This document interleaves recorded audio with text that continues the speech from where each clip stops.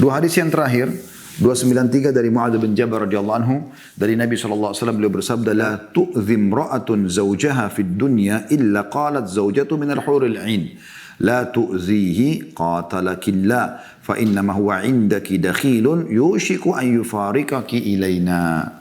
Hadis ini riwayat Tirmidzi dengan sanad hasan. Tidaklah seorang istri menyakiti suaminya di dunia melainkan istrinya, suami Anda, dari kalangan bidadari berkata, janganlah kamu menyakitinya, semoga Allah memerangimu. Dia hanyalah tamu di sisimu dan tidak lama lagi dia akan meninggalkanmu untuk menuju kepada kami. Hadis ini ada footnote nomor 294. Kata dakhil digunakan untuk makna orang yang singgah sementara, sehingga kedudukan suami bagi istrinya hanya sebagai tamu dan orang yang mampir yang tidak lama lagi akan pergi meninggalkannya. Hadis ini teman-teman memiliki banyak sekali mutiara. Yang pertama, potongan sabda Nabi SAW, la tu'zim ra'atun zawjaha fid dunya. Ya. Tidak ada seorang istri pun yang menyakiti suaminya di dunia. Ada kalimat dunia, berarti di akhirat sudah tidak ada lagi tentunya. Ya. Cuma di dunia selama Anda bersama saja. Mau 10 tahun, mau 15 tahun, mau 20 tahun, mau 30 tahun, pokoknya berapa lama. Istri manapun yang menyakiti suaminya di dunia. Dari sini pelajaran teman-teman sekalian berarti tidak boleh menyakiti suami.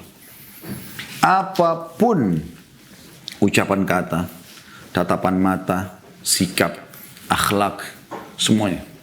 Tidak boleh sama sekali. Dilarang, la tu'zi. Tidak ada wanita yang menyakiti, la tu'zi imra'atun zawjaha. Tidak ada istri pun yang menyakiti suaminya di dunia. Ada nanti balasannya. Dari sini larangan jelas tidak boleh menyakiti suami. Apapun sifatnya. Apapun sifatnya. Setiap dibisikin oleh syaitan, hindari. Bahaya ini. Yang di langit mengawasi Anda wahai muslimah. Kemas baik-baik suami itu. Jadi tidak boleh menyakiti suami. Ini pelajaran pertama. Mutiara pertama. Yang kedua. Illa qalat zawjatuhu minal hurin 'ain. Kecuali akan berkata istrinya dari bidadari. Dan ini iman tentang adanya surga dan fasilitasnya ada bidadari, dan juga menjelaskan bahwasanya setiap laki-laki mukmin itu sudah punya istri juga bidadari di surga selama dia beriman kepada Allah Subhanahu wa taala. Nah, kalau Anda sebagai istri menjadi istri yang salehah di dunia dan suami Anda ridho dengan pada saat Anda meninggal, Anda akan bersama di surga dan Anda akan jadi pemimpin para bidadari itu, sebagaimana dijelaskan dalam riwayat yang lain. Tapi kalau Anda menyakitinya, justru bidadari memusuhi Anda. Bukan cuma itu. Allah Subhanahu wa taala mengizinkan para bidadari berbicara. Cuma Anda tidak mendengarnya. Nabi SAW berikan kepada Anda bocorannya. Apa kata bidadari tersebut?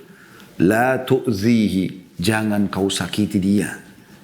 Padahal ini belum kumpul loh sama suami Anda, tapi bidadari itu sudah mengatakan, jangan kau sakiti dia. Dia berbicara sama istrinya di dunia. Qatalakillah. Semoga Allah ya memerangimu. Ini bahasa luar biasa nih. Jadi maksudnya bidadari itu marah. Walaupun dia belum datang kepada kami, dia akan datang loh kepada kami ini. Itu cuma titipan di sisi kamu. Semoga Allah perangi kamu. Doanya bidadari, saudari. Kalau doanya wanita umumnya mungkin masih bisa tidak diijabah. Doanya bidadari yang Allah ciptakan langsung. Mereka tidak melalui proses kayak kita dari sperma, sel telur. Kemudian tidak ada yang begitu-begitu. Baik, Allah ciptakan bidadari langsung bisa bertugas. Sebagaimana Allah ciptakan malaikat. Dan Allah sebutkan ciri-ciri mereka luar biasa. Mereka seperti mutiara-mutiara. Mereka seperti perhiasan lu'lu. Ya. Perhiasan yang luar biasa gitu ya. Batu perhiasan yang indah. Mereka seperti mutiara yang tidak pernah disentuh oleh tangan. Dan Allah sebutkan, lam yatmithunna insun qablahum wala jan. Mereka tidak pernah disentuh oleh jin ataupun manusia. Terpingit betul-betul. Hurum maksuratun fil khiyam. Ya, bidadari-bidadari yang tersimpan bagus di khiyam, di bangunan-bangunan, di kemah-kemah yang indah di surga. Gak ada apa-apanya Anda dibanding bidadari itu. Gitu. Ya. Tapi dia betul-betul menghormati suami Anda yang mukmin itu. Sampai dia bisa marah walaupun itu suami masih hidup bersama Anda di dunia. Perhatikan, Nabi SAW berikan bocorannya. Anda beriman tentang risalah Nabi Muhammad SAW, maka renungi baik-baik. La tu'zihi, jangan kau sakiti dia. Qatalakillah, semoga Allah memerangimu. Fa innama huwa indaki dakhilun, sesungguhnya dia hanya tamu di sisimu. Yushiku an yufarikaki ilaina, dan dia akan berpisah denganmu dan akan menuju kepada kami. Kalau kau tidak bisa urus, biar kami yang urus. Itu saingan Anda siapa? Bidadari. Hati-hati wahai muslim, hati-hati. Ya, ini saya bicara bukan karena saya laki-laki. Saya pun akan wasiatkan kepada istri saya seperti ini. Saya wasiatkan kepada mereka. Saya wasiatkan kepada anak-anak perempuan saya. Semuanya saya sampaikan masalah ini. Ya. Hati-hati sekali dengan suami. Hati-hati. Salah satu sahabat, Handalah radhiyallahu anhu, beliau pada saat perang Uhud mati syahid. Uhud terjadi hari Sabtu. Hari Jumat malam beliau menikah. Rupanya malam itu beliau tidak biologis. Habis sholat subuh, beliau biologis. Pertama kali dengan istrinya, pengantin baru.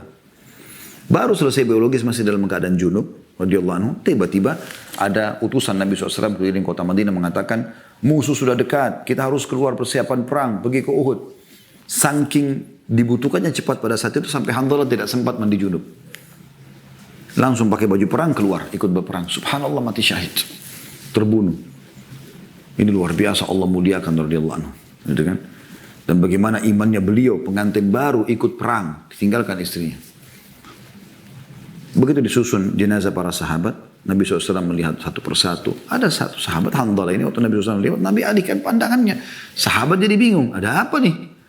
Ada apa dengan Handalah ya Rasulullah? Ya, mereka takut jangan sampai terjadi sesuatu yang buruk gitu loh. Kata Nabi SAW, aku diperlihatkan oleh Allah istrinya dari bidadari. Istrinya datang. Ya, menjemputnya. Bahkan Bapak julukan juga Gasilul Malaikah. Dia yang dimandikan junub oleh para malaikat. Jadi memang keadaan bidadari ini ada. Mereka sudah ada sekarang. Allah SWT ciptakan. Setiap laki-laki mukmin punya pasangan dari bidadari. Dan ini akan mendoakan keburukan bagi setiap istri justru yang menyusahkan. Ya, kalimat la tu'zi, menyakiti suaminya. Dengan tatapan mata, dengan cibiran bibir, dengan kata-kata, dengan tulisan. Saya sering ingatkan istri saya begitu, hati-hati. Kontrol, akhlak, adab, sopan santun dengan suami. Baik ucapan ataupun tulisan. Ya, lisan atau tulisan, ini hati-hati. Karena banyak orang begitu. Mungkin kalau ketemu suaminya, lisannya dijaga, tapi tulisannya luar biasa. Menyakiti, jangan.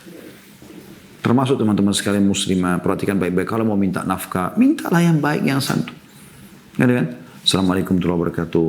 Afwan, kebetulan anak-anak sudah habis dan ini sudah tanggal 1. Apa bisa kami diberikan kebutuhan kami? Kan bagus. Ingat ya, tanggal 1 nih. Seakan-akan tanda kutip preman yang mau menagih suaminya. Ini aneh betul gitu ya. Seakan-akan itu adalah hak saya, harus saya kasih. Padahal itu suamimu, surgamu di situ. Hadits yang terakhir teman-teman sekalian dalam bab kita ini, yaitu 294 dari Usama bin Zaid radhiyallahu anhu. Dia dan ayahnya adalah sahabat dari Nabi SAW. Beliau bersabda, ma taraktu ba'di fitnatan hiya adarru min ala rijali minan nisa. Aku tidak meninggalkan sepeninggalku sebuah fitnah yang lebih berbahaya bagi laki-laki daripada fitnah wanita. Hadits muttafaqun alaih. Hadits ini Imam Nawawi rahimahullah mengatakan masuk dalamnya adalah istri. Jadi istri pun bisa jadi fitnah buat suaminya. Walaupun hadits ini bisa juga ditarik oleh sebagian ulama masuk dalam umumnya wanita. Akan menjadi fitnah terbesar bagi laki-laki. Ya, kalau dia sampai bergaul bebas, segala macam berzina, ini fitnah besar buat dia. Gangguan ada pada wanita. Tapi istri pun masuk di sini. Akan menjadi fitnah pada saat dia bukan wanita mukminah. Anda asal menikah saja sembarangan, maka ini jadi fitnah buat Anda. Ya, hati-hati para laki-laki, ini pesan penting buat Anda, bahwasanya istri pun bisa menjadi fitnah. Ada banyak orang memahami hadits ini hanya untuk wanita umumnya.